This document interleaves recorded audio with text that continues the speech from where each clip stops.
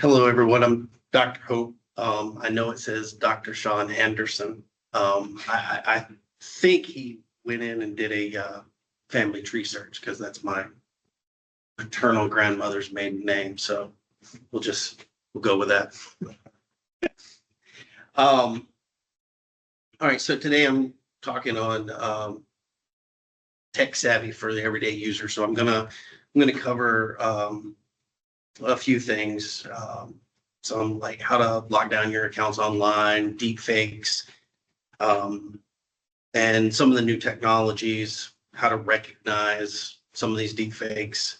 While I did try to make a deepfake, it was extremely difficult because you have to pay for the service, and yeah, most of them have ethics now. I tried several. Gemini will make them, but they don't use the same voice. Claude was telling me that it might harm somebody. So there are some that will, but you have to pay like $60 a month or so. I made one, but it's for demonstration purposes only, and it doesn't have my voice. But okay. So basically, I'm going to spend a few minutes on each of these areas. So we're going to talk about securing your accounts, leveraging technology for productivity, understanding some of these emerging technologies, and building digital resilience. So, and then I have built in some, I guess you would say, interactive. So I'll have like a section where I'll ask some questions and basically a demonstration kind of thing. And then we'll have a Q&A towards the end. So first thing I'm going to do is I'm going to start with how many of y'all use the same password on more than one website? Okay. But I can't see the. Yeah, I'm seeing a couple of thumbs up from online. I think we're all guilty of that. I mean, with single sign on, and of course you can sign in with your Google account to most everything. Like if you go to one website, they're like, hey, sign in with Google or sign in with Microsoft, and so yeah, I can see it.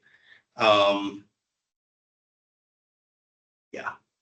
So this is exactly what an attacker is looking for. So they want to start right there. So if they can get into, say, your Google account, then they may get into 15, 20 other accounts. So what's that?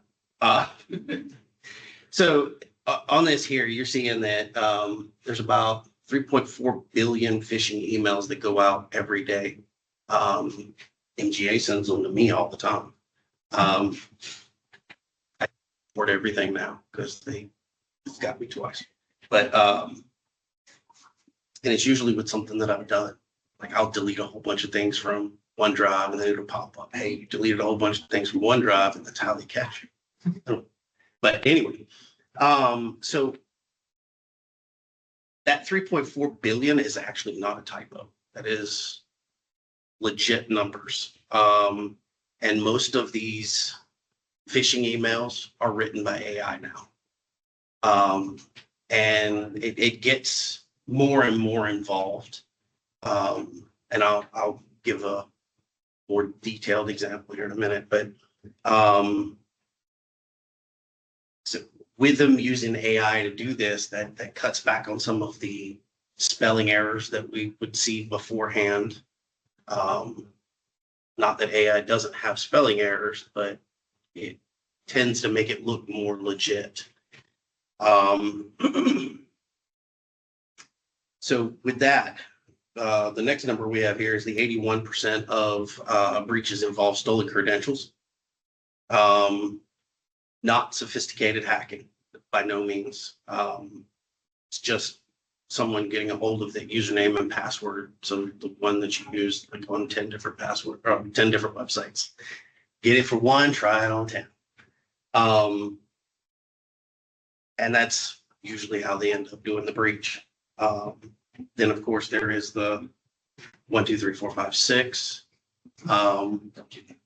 Yeah, no, there's the we were just talking about it before this started. There was that commercial come out for the job website at thejobs.com or something like that. Tech guy's up there and he's trying to get logged in. He's like password 1, 2, 3, 4, tech, and then the people in the background are like, we need a new tech lead.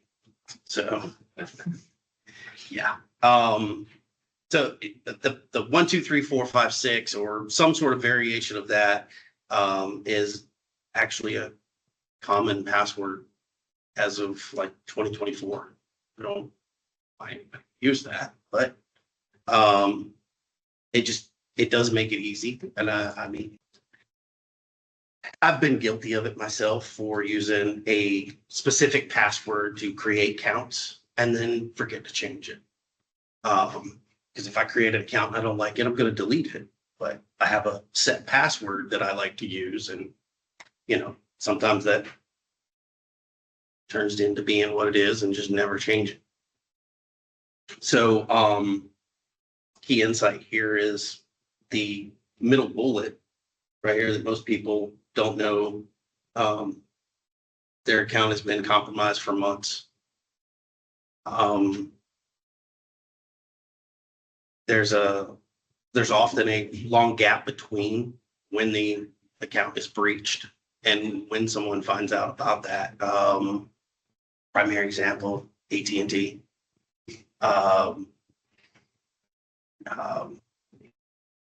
Yahoo, they can't stop getting breached.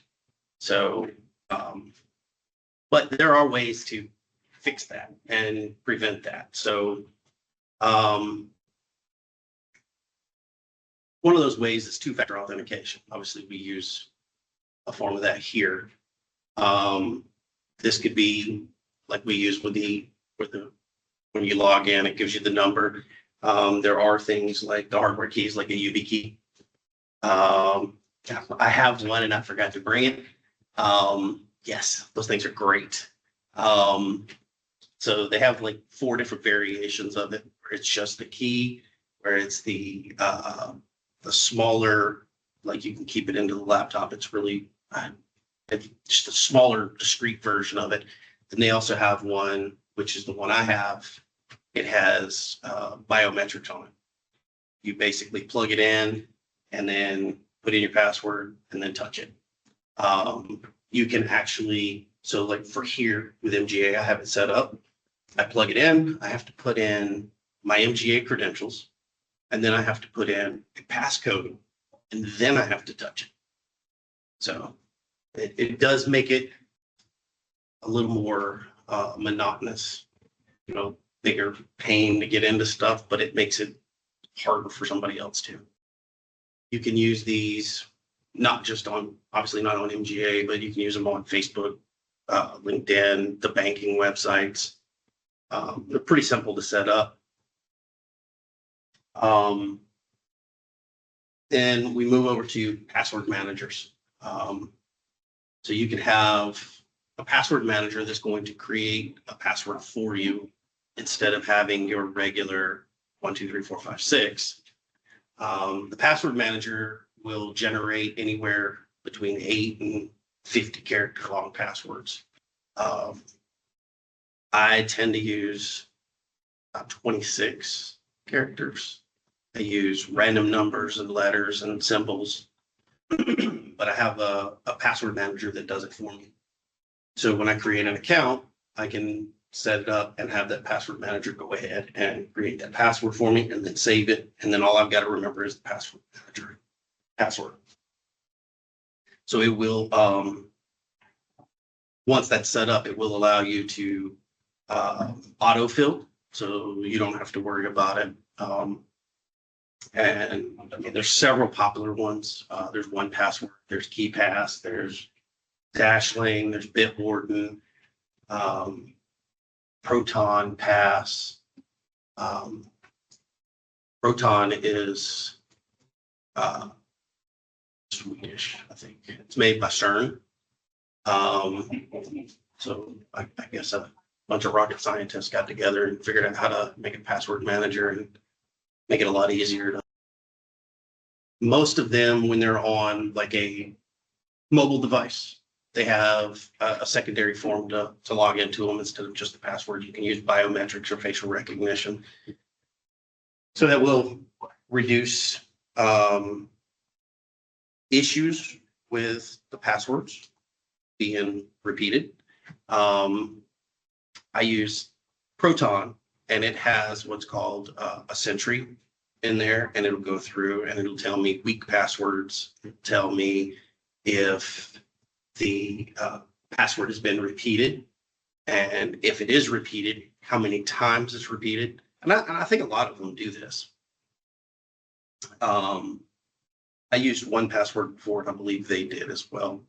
But it's so that you can go back through and update those passwords, and then it'll come back and tell you, hey, your password has been this password for 365 days. You might want to change it. I just recently had somebody trying to get into my Facebook account, and Facebook's like, hey, we prevented them, but you need to change your password. It took me like 2 clicks. Change the password, generate a password, save it. And it was done. Some of the, I don't want to say the password managers, but like I said, I use Proton Pass. So I bought the whole suite with that. And it does recognize senders in the email. And if they appear to be fraudulent, I tend to push it away. I also have a antivirus that helps with that. Sorry, lost my train of thought there. So it looks for that sense of urgency that they send in the phishing emails, anything that looks suspicious, anything like that. So they tend to make it disappear. Sometimes I'll see them pop up on my phone as an email that's there, and I'll go to look to see what it is, and it's gone. So it's already caught it and moved it out of the way. Doesn't catch the ones that MGA sends out. It seems to like to send me those. They used to say hover over the link to see, but that's kind of an iffy thing, because now with some of the technologies, if you hover over it, it'll go ahead and download that virus that's on there. My thing is if it's from somebody you don't recognize, just delete it. I mean, if your security setup didn't catch it and it's from Ken at Microsoft, just think, why is Microsoft emailing me? You know, they don't. So, I mean, unless you applied for a job at Microsoft, then I wouldn't be expecting it. Just delete it. I delete tons of emails on a regular basis because it's just somebody that shows up that, hey, do you remember me? No, I don't. Sorry. So here's one of those activities that I have built into this. So I don't know how many people we have online, but About a half dozen. okay. So what I'm going to say to do is take a look at your Facebook or your Instagram or any of your accounts that you have set up. Go into, say, for example, Google. Go into security checkup, and it basically walks you through it. But check to see if you have two-factor authentication or a secure password. When I say secure, I mean like longer than 20 characters. Take a few minutes to do that, just to get an idea of where this is at. And I've put it in a note right here. There's a website that says, have I been pwned? You can go in and put in your phone number or your email address, and it'll tell you whether you've been put on the dark web or whether something's been breached or something to that nature. It's interesting. I have a Hotmail that I've had for 20 some odd, 30 years. And anytime I run it through there, it's got a grocery list. It's long. It's on everything. It's on Chegg. It's on AT&T. It's on LinkedIn. Everything just pops up. Anything that's ever been breached that email address has been associated with, it does that. But I'll give you all just a minute to go through that and see. My college email has been in 5 data breaches. It's interesting. Matter of fact, the guy that created this website was actually breached. They actually got into his account. So just to say that you're not really safe. You can try, but My Yahoo emails has been in 14, but the others only been in 3. I have several emails that have been in them, been in it several times. I mentioned that I used Proton, and I used the Proton suite. So I have the email, I have the VPN, I have like everything in that suite. And one of the features that it offers is an alias. So I can go to, for example, I have a pool at the house, and I buy pool equipment from Germany, the testing equipment. So I've got these little regions that go into the test kit and everything, but it comes from Germany. Well, I created a alias, which is something like swim 187 dot, the name of the company dot passmail.net. So if that ever shows up in a breach, just delete it. I can go in and change the email in the account and delete that one, and then it never existed. So that is one of the features to that. It's a really nice feature because I've done a lot more of that alias email to prevent my personal email from being actually breached. Make it a little harder to get some of the details. You realize I'm going to be playing with that site with every email I've ever had in my life. It's a great site. It is. There's another one. I just found it the other day. It's like deepfake scanner, and it actually scans videos to see if they're deepfakes. But I'll go into that one. But Nobody online, I asked if they had anything, noticing anything scary. The only response was nothing yet, but I'll be more thorough when I get home. Any antivirus software recommendation? oh no, that's not fair. Oh. My MGA email has not been involved today. But one of my Yahoo ones was free and one wasn't. So there is a website called Comparatives 8V.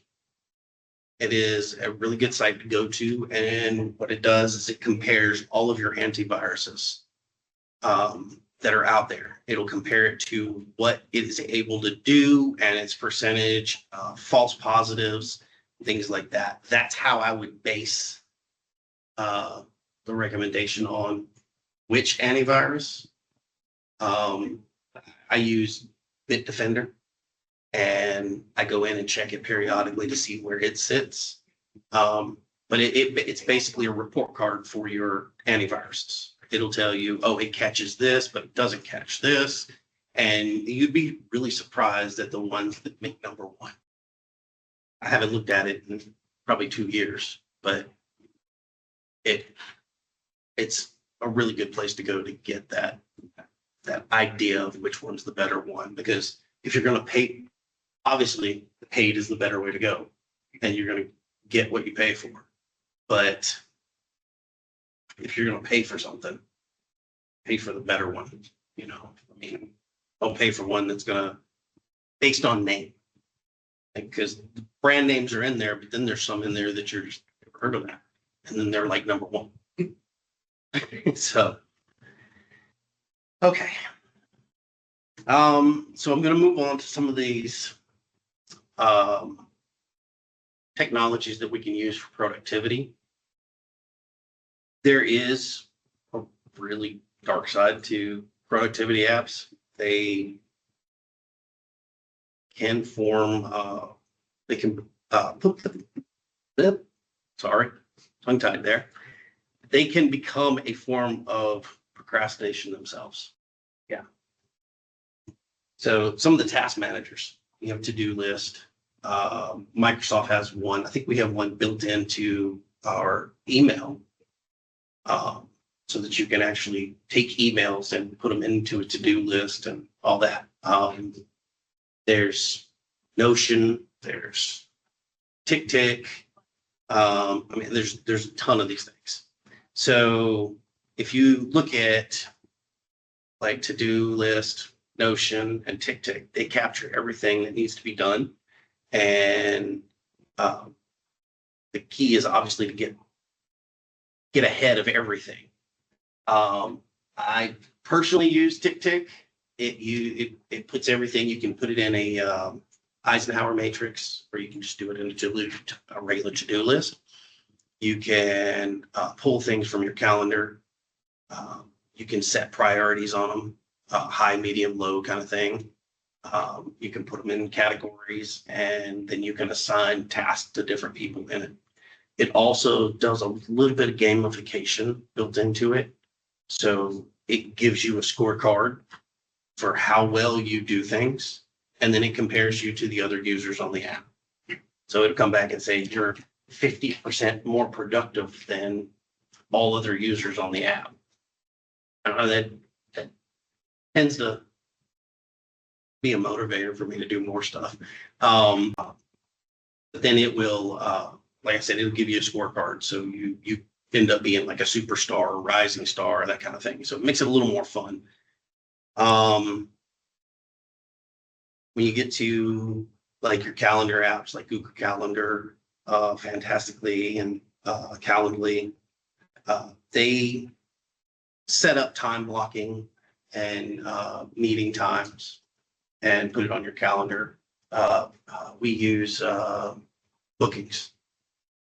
We have bookings. I don't know if anybody uses it. It's actually, I set it up for my students. It's actually really nice. You can create a link and set times in there, and then they can book times for meetings and things like that. So some of your focus tools like Forest, Focused at Will, Freedom, these are to help you beat distractions. I will roll back to some of the task managers on that. TickTick has that built in. You can have a focus time. So some of these will put in a lot of these features into their app. But the focus tools are particularly designed to help you unwind and break away from the technology. It lets you sit back and relax for a minute, take 15, 20 minutes to unwind, meditate, or set a timer to read for an hour, or something like that. So it's meant to help you get away from it, but yet still be there. And then you got note-taking apps like Obsidian and Notion. Now I don't have it on here. Oh, well, Apple Notes is on here too, but then there's another one that did not put on here. It's actually Notebook LM by Google. I don't know if anybody's ever used that, but it's a notebook, but it has AI built into it. It will create PowerPoints. It will create flashcards and quizzes and things like that. I actually used it in one of my classes, built a notebook for project management and put it into the class so the students can access it and they can ask questions and listen. It will build podcasts, and it's really advanced, but the note-taking apps are kind of considered like a second brain. I would definitely say that about Google's Notebook LM. So you can have different sources dropped into it and ask a question, and it'll search those sources and it'll give you that answer. So on that note, which of these categories do you feel like you have the least covered? Probably the note taking. I've seen Notebook LM demonstrated, but I've never used it. Oh, it's amazing. But I think, task manager, calendar apps, I'm pretty confident about. Focus tools, but definitely no knowledge I have not covered there. Yeah. If there was a way to create it to where they were all in one, I think that would be nice. So I guess in software engineering, hint. Was there anybody online that, So far, no, they are like students. well, I mentioned it a time or two. So tech is really a double-edged sword. While it does help with managing those tasks, it making sure that you're able to get what you need done, knowing when something's due, it's great, but it also can be stressful. Constantly getting that notification, hey, you didn't do this, hey, you've got this. Like, for example, in my to-do list right now, I think I have 6 items that are overdue. And it lets me know they're overdue. It puts it in big, bold red letters. 6 items overdue. And just in case you didn't know it, we're going to send you a notification that you got 6 items overdue. Oh, yeah. There are some privacy trade-offs in some of the free apps. You may get a lot of ads, so you may not get a lot done because you're watching ads and things like that. So it's a balancing game. Most of them do have paid for versions, so that does take some of that away from it. Some of them actually over rely on AI to think. Some of us rely on AI and over rely on it to think. So this is becoming more and more relevant every month. So like if you're using AI to write your emails or plan something next week or make decisions or write a paper, it takes away from our actual thinking. And I'm not downing the AI because it's really cool, but it's also really scary. So here, another one of my exercises that I built in. So no wrong answers with any of this, but what is your single most used tool for productivity right now? This could be an app, could be paper, notebook, a whiteboard, anything. For me, it's my calendar app. And I've got to get all the notifications. Like I got 2 notifications today about this event. I have something after this. I've already just during this gotten a notification about it. So I don't know that it's the best tool right now, but it's the one that I get the most use out of. And any minute now, I'm expecting to remind me of my dentist. I do the same thing. I have my work calendar, I have home calendar, I have my wife's calendar, and they're all linked together. And then everything's linked to my Google Calendar so that I get notifications no matter where I'm at. And then from online, we have a written to-do list. It stays on my desk, so I constantly see it, and I can cross things off as they're completed, and that gives a sense of accomplishment. Nothing wrong with the old-fashioned paper and pen. Unless you forget it. That could be a problem. Could be. Okay, so how do you integrate it into your everyday use, into your day entirely, I guess? Is it something that you check first thing in the morning or at the end of the day, or is it a specific ritual around it? Outside of the notifications, I do check it, not the minute I get up and I go through my morning routine, but before I leave and head to campus, I will check the calendar to see what I have for that day. I don't go back to it throughout the day because I know I'll get the notifications, but I do check it first thing every morning. Anything online? Not yet, no. That's why I tie everything to Google, because if I'm driving, You can, You know, you just ask. from the same person with the written to-do list, I regularly reference the list throughout the day multiple times. Let's see. Third question. Has using it replaced an old habit or created a new one? For example, like did a task manager replace a paper to-do list, or did it add something entirely new to the routine? For me, I used to always have an issue with remembering where I was supposed to be. So it has replaced the clueless professor aspect of my life. I mean, I'm not saying I still always remember where I'm supposed to be when I'm supposed to be there, but I'm a lot better than I used to be. Because I used to rely on Post-it notes that I could get very easily misplaced. So nothing coming in yet from Okay. online. Yeah, it does. I guess it has more of a reverse effect on me. I tend to know where I need to be, but I like to put it on the calendar. But then, for example, it likes to scare me into thinking that I'm supposed to be somewhere when I'm not supposed to be somewhere.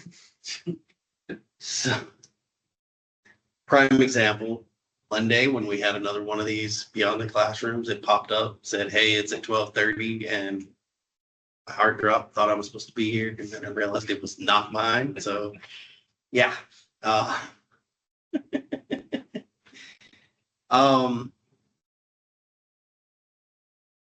and then the last one, it's more interesting, but what did you try to abandon? What felt like it should be work but didn't, as far as this goes? There's really nothing I can think of a specific tool that I tried in the back. I mean, I'm sure that back before I had, the calendar app that I had, there was some other app that I was using, but it's been long enough, I couldn't tell you what anything that might be, anything specific.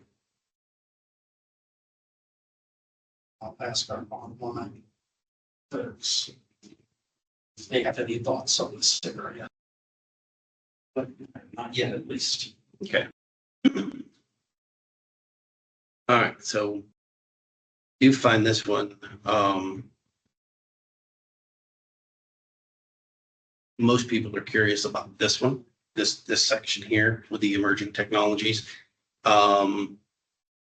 So before I start, I mentioned it a couple of times, so it's not even a fair question to ask, but I've ever heard the term deepfake? And then who could actually explain what it is? Imitation of someone's facial, speaking persona and trying to imitate that in the online presence to either gain access to an account or either be on YouTube as that person. Yeah, it can be used for that. It can be used as a phone call. It could be used as a video chat. Some of the ones I've seen where somebody deep faked. The one that I actually saw was they deep faked the grandson, called the grandmother and said, "Hey, I'm in jail. I need you to send some money." And it worked. They can be really difficult to detect. I've got one that I'll show here in a minute, more towards the end, because I have to close the PowerPoint presentation out because it put in. But it was it's just a picture of me, and I had put it in, told it to say a few things, and it took that picture and created a voice and put my face moving and everything. Used this one because it was the better one. I did create one last night while I was playing around with it, trying to get it to do it. And one of the features that I noticed was I was actually sitting in the car when I had the picture, and it made the car drive. And I was talking in the video, but while I was talking in the video, the car was driving, and I would look at the camera, look at the road, look at the camera, look at the road. And so it was really sophisticated on what it was doing, because it obviously knew that I had to watch the road and not have some of the ones before would just show me driving, looking at the camera and never looking at the road. So they're getting really, really more sophisticated with the way that they do them. And that being said, they can, create bigger issues for people because you won't be able to tell. I mean, sometimes now, people are looking at videos on TikTok and they're AI generated, and you look at them and you're like, that's real. And it's not. So obviously some of the legitimate uses would be for entertainment, training purposes, medical simulations, anything like that, to teach a lesson of some sort. It would have a legitimate use there. When you fall over to the risk sections, obviously political misinformation and propaganda. I mean, I don't need to say anymore. That's, you're going to see that no matter what. I mean, Insert name of random politician here accepting a bribe. They're crooked. Don't exactly. So, the second one, I mean, actually, that one there, I found out recently that while there is a criminal charge for actually possessing something that's not AI generated, there is a criminal charge for possessing AI generated stuff of that nature that includes minors.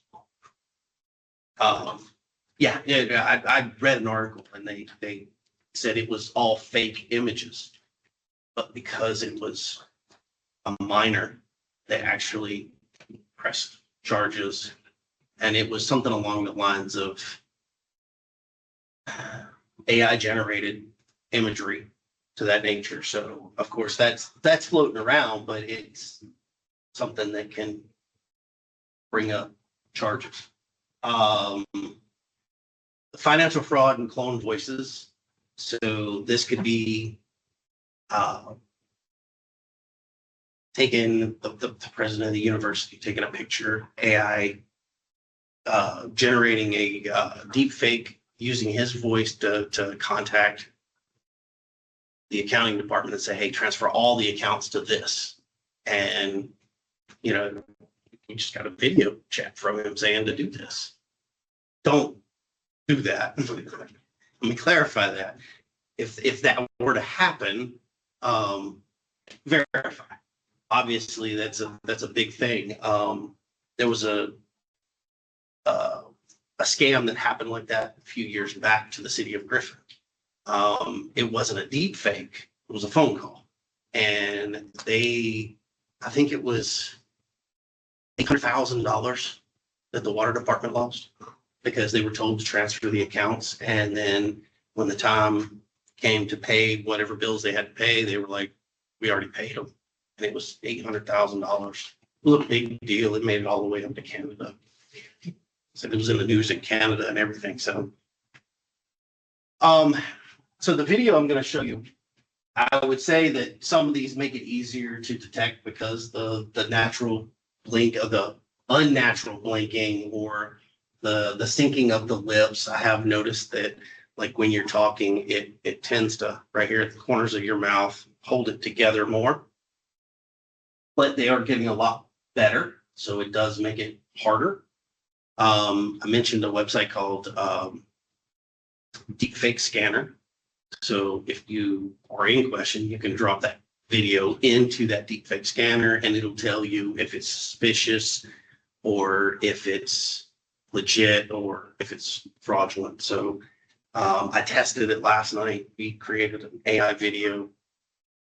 Well, there was a poster that I had. I did a Flipper Zero talk a few months back, and we just took the flyer and turned it into a Harry Potter kind of thing. So it made me move and made some sounds and stuff like that. I ran that through the deepfake scanner and it came back as suspicious, which obviously if it's a flyer and I'm moving around on it, it's not real. But so yeah, you just have to be extremely cautious with a lot of these now. The reverse image search, suspicious media. My grandmother just dealt with somebody that sent a text saying, "Hey, dinner's ready if you want to come over." She responded back and said, "I think you got the wrong person." The lady was trying to scam her. And so she would send pictures of herself and, "Hey, this is me," that kind of thing. And my grandmother's 84 years old. And I just found it weird that some 30-year-old wanted to talk to an 84-year-old that they'd never met. So I started doing reverse searches on the pictures and they came back to models and catalogs. So that's one way to do it. And like I said, there's some blurring around the eyes and things like that. But if you watch some of the videos closely, you'll see something like they'll do something with this hand and something with this hand, and then a third hand comes out from around it, or something of that nature. So they have to pay extremely close attention to what they are and what they're doing. And if that little gut inside, that gut feeling that you get, this is something ain't right about it, is a problem. Prime example, I seen a TikTok video before I came up here today. Lady laying in her bed and she had a big giant Black Panther cuddled up with her, and I'm like, yeah, probably not real. If it is, then she's dead. This is the last video you're gonna make. I mean, it's a panther. Facial recognition. This is, I don't know. I know a lot of people have mixed feelings on this.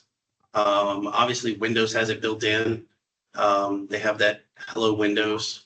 Apparently, it can tell the difference between twins, but it can't. It's nice to have it for your unlock on your phone. Obviously, the airport has it. Law enforcement databases, retail, things like that. The only problem with it is when you get deep fakes mixed in with this, or just the facial recognition, most of us have a doppelganger. There was actually a lady that was just arrested, and she was held, I think it was in Tennessee, and it was something about an arrest where she was caught on camera in Texas, and she's like, "I've never been to Texas."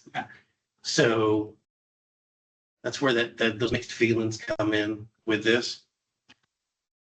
Obviously, you've got privacy concerns. If you go someplace like the airport, there's cameras there. You go into a restaurant, there's cameras there. Are there any in here? Don't think so. No, there's not any in here, but I mean, there's some in the library. I mean, they're all down the hallways, so, but this is a public area. And then you have things like, when you go on the law enforcement side, like Warner Robins just had their real-time crime center put in, and they've got multiple cameras throughout the city watching things. It's helped them solve crimes a lot faster. But, there's less privacy. I mean, privacy is not a real thing in public anyway. But so ways to protect yourself on this is obviously you can not use facial recognition on your phone or on social media or anything like that. You could change your picture on social media to something that's not yourself. Mine's a little character that I pulled up offline. Doesn't look anything like me. You can review the camera permissions. In January of 2024, a finance worker at a multinational company in Hong Kong received an invitation for a video call. On that call, there were people who appeared to be the company's CFO and other several senior executives. The CFO instructed an employee to transfer money to several accounts. The employee was initially suspicious, but seeing the familiar face, they decided to go ahead and do it. And he transferred 25 million US dollars before the fraud was actually discovered. So obviously it happens everywhere. It happened in Griffin, it happens in Hong Kong. And this was all because of a deepfake.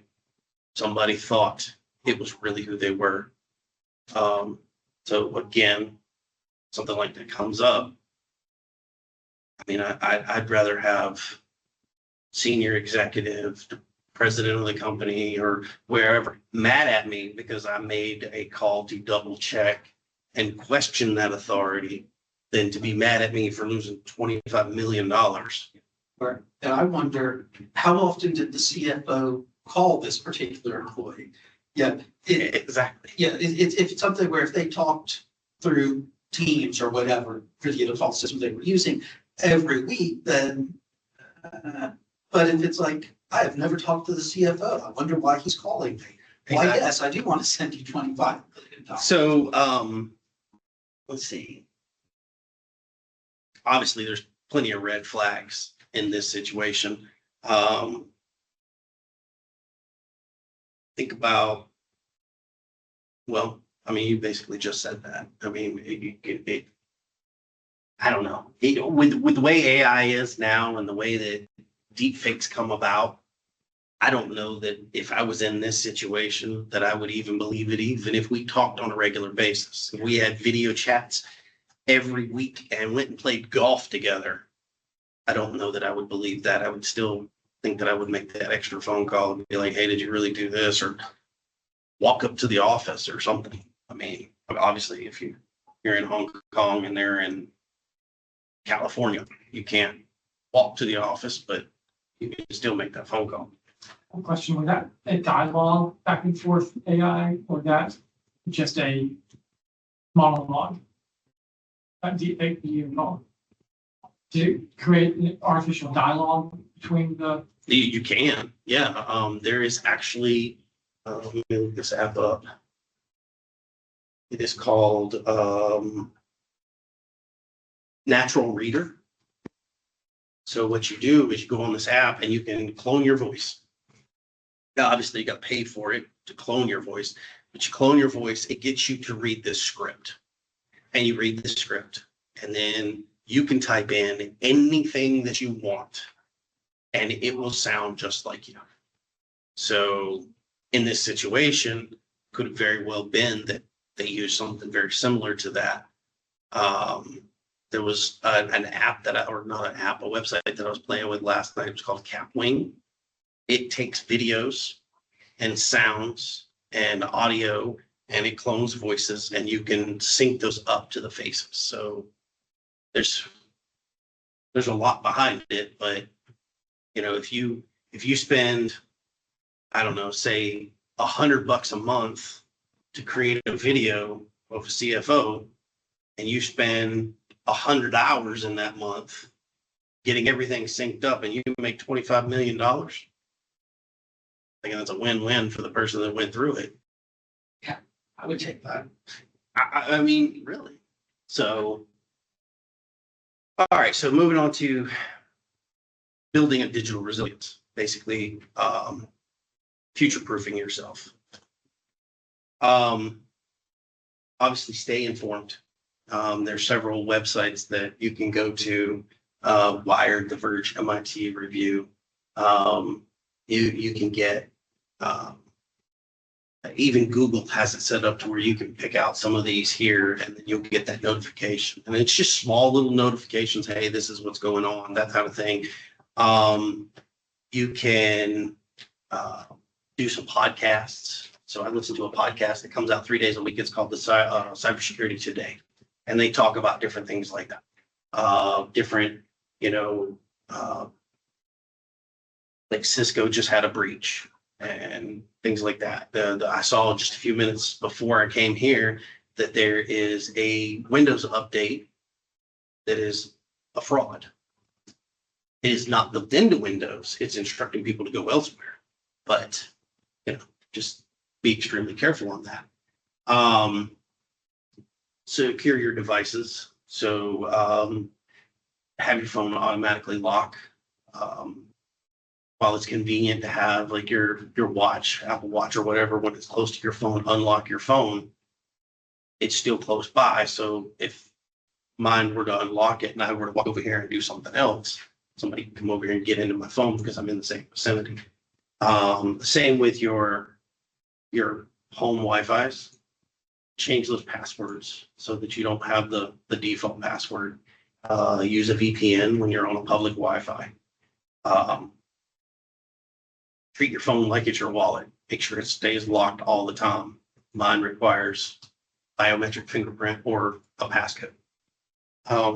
There's only 2 people that have that passcode, me and my wife. Anything that you see that raises any kind of concern, question it. And then, as I mentioned, a lot of the apps like the password managers and things like that, do an annual audit with those. Go through, check and see, how good your password is. Run that.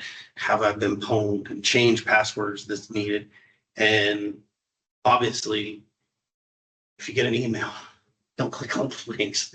And we hear that all the time. But don't click on them. Don't hover over them. Don't click on them. If you don't know who it is, delete the email. Secure your accounts. 2FA, longer passwords, stronger passwords. Do the learn to spot phishing. In other words, for us here, make sure you do the cybersecurity training. Let's do like the end of the month. Which is really easy. Yeah, which it does cover some of this. So I mean, yeah, it's if you're going to use like a to-do list or a calendar or something, use something that's going to obviously support what you're doing and not become so much of a burden. And then obviously know your risk, know your deepfakes. And on that note, I'll switch over to it here in just a second. And regularly keep up with things that are going on. Keep that curiosity going. So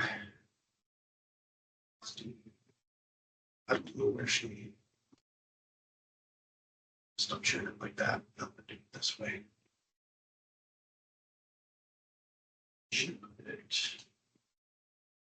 Yeah. Okay, the online is seeing the video now. Okay, good. I want to talk to you today about a really common scam that's targeting people without warrants and money. This is something you need to watch out for. Okay. It's all I had to say, but it was a picture. That picture was taken in my dad's living room. And that was it. I just took the picture and put in what I wanted it to say. And then obviously it's not my voice, but if you've never heard me, then you don't know that. And like I said, you can see, I'll do it again. I want to talk to you today about a really common. My facial expression moves. about warrants. My eyes, I blink, but my eyes don't move. Not at all. Now, like I said, this one was done, I think I did this one Easter. And then I did one last night, and then my eyes were moving a little bit more in that aspect of it. But down to questions.